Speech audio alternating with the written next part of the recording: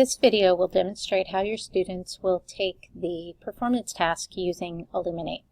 The first thing your students will need to do is go to cesd.illuminatehc.com.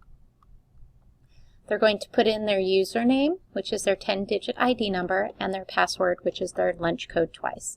Then they will click on Login.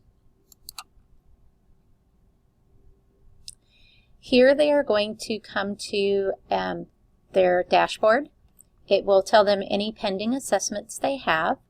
Right now, all students grades 3 through 6 should have the performance task on their dashboard. And starting on Tuesday, February 16th, they will also have the ELA benchmark and the math benchmark. So for my demonstration, we're going to be taking the assignment of do not take this assignment. They'll click on the assignment that you want them to take, and they will click Begin Test. The performance task will have all of the sources located on the left. They will read the sources and then answer the questions.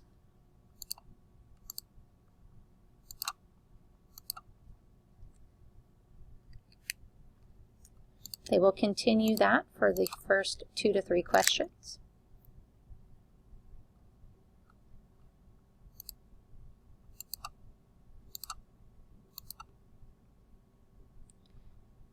Then after the yes/no questions, there will be 2 to 3 short answer questions. They will put in their answer.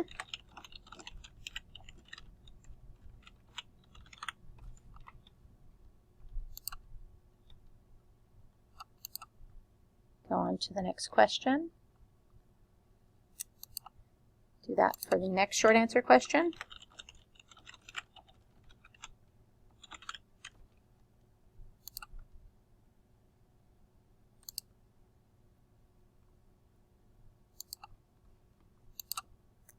Oops, I skipped one.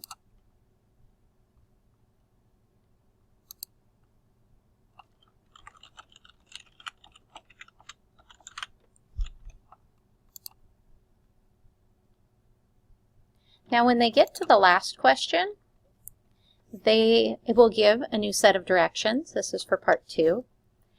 They will read the directions. Again, they have the passages off to the left. They will scroll down and it will give them the space that they're going to work in. So here they're going to type in their essay. And when they have completed their essay, they will click the forward button so that it saves their essay and takes them to the end. One downside of taking the performance task in Illuminate is the teacher is not able to print out all of the essays in order to take them home and grade them by hand. You have to grade them on the computer. If this is something that you really do not want to do, what you can do is have your students, when they finish their essay, they can highlight the entire essay and copy it. Then go into their Office portal, open up a new Microsoft Word document. When you paste in Microsoft Word online, often they won't let you use the right-click paste button, and they want you to use the shortcut keys, and the shortcut for copying is Control-C, and the shortcut for pasting is Control-V as in Victor. And then once they have pasted it there, they can click on Share, type in your name, and share that to you. That will send it to your email, which I know is kind of a hassle. Or the other thing they can do is get a sharing link and copy and paste that sharing link in your class notebook if you're using the class notebooks. To grade and input the scores for your students' performance tasks, you are going to go to Illuminate. And you will go to the Assessments tab and click on List Assessments. You're going to choose your grade level's informational performance task. When you get to this screen, you'll notice that you have the red circle. That's because you haven't inputted the scores for their constructed response answers, so don't worry about it at this time. Go to Administration and click on Enter and Edit. You'll click on Find Students. This will bring up your class. Now, for questions 4, 5, and 6, these were the short answer questions. We are actually not scoring these questions. So what we're going to do is click on the little icon there with the paper and the pencil that allows me to enter the grades in a column.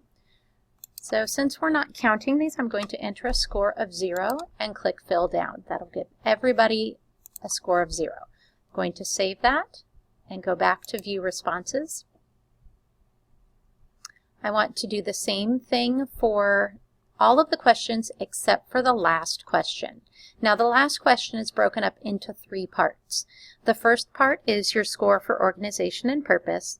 The second part is your score for evidence and elaboration, and the third part is your score for conventions. So again, since this is one of the constructed responses that we're not scoring, I'm going to click on the icon, put a 0, and fill down.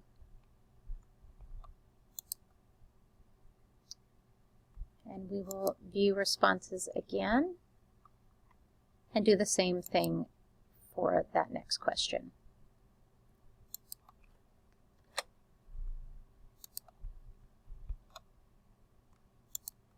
Make sure you save before you go back.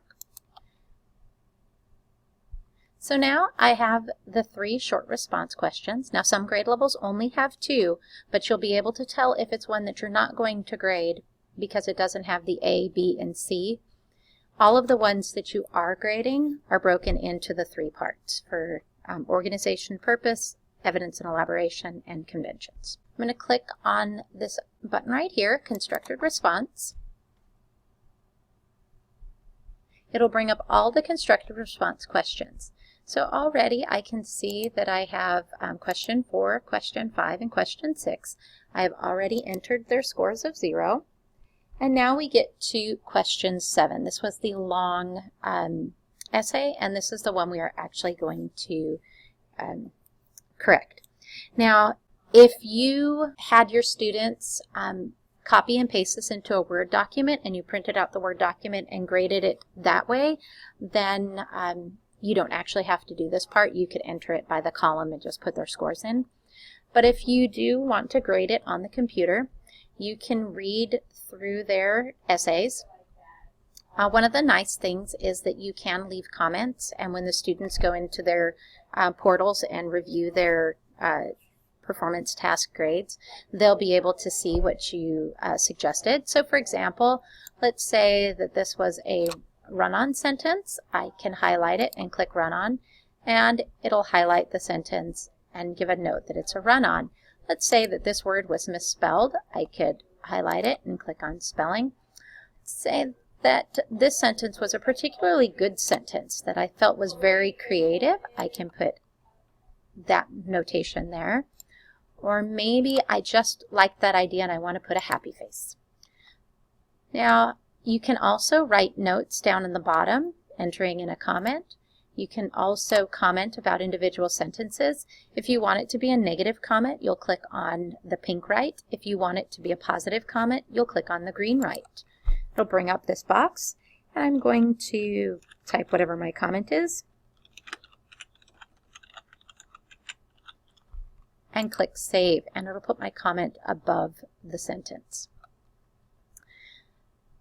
Now once I've read through and used the rubric for the informational performance task that is located on School Loop or in the Technology Teacher Resource Notebook, then I'm going to give the grade. So question 7A, the A is always going to be for organization and purpose. So I give this one a 3 for organization and purpose. Now I can click on the next student and read theirs, and I'm going to give the student also a 3. For this person, I'll give a 4, and this person a 3. Then I can move forward to the next section. The next section is the evidence and elaboration. The nice thing about this is all of the comments that I made in Part A, they all stay on the essay, so I don't have to go back over again. So I would read it the first time, kind of have an idea, you know, give my grades for the 3, and then I'm just going to put the grades in for the second part here.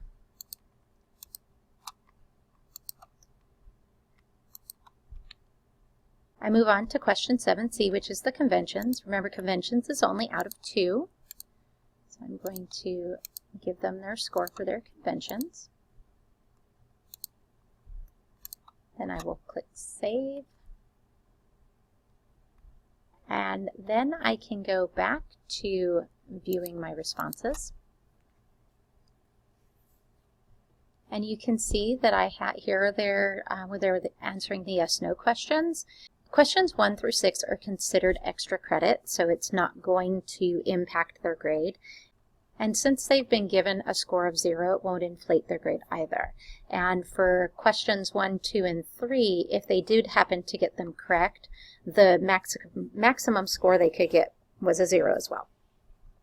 The only 3 sections that actually count towards the grade is the last question, sections A, B, and C. And that's where we have put these scores. From here, you will click on the overview to see the results now that you have entered the student scores.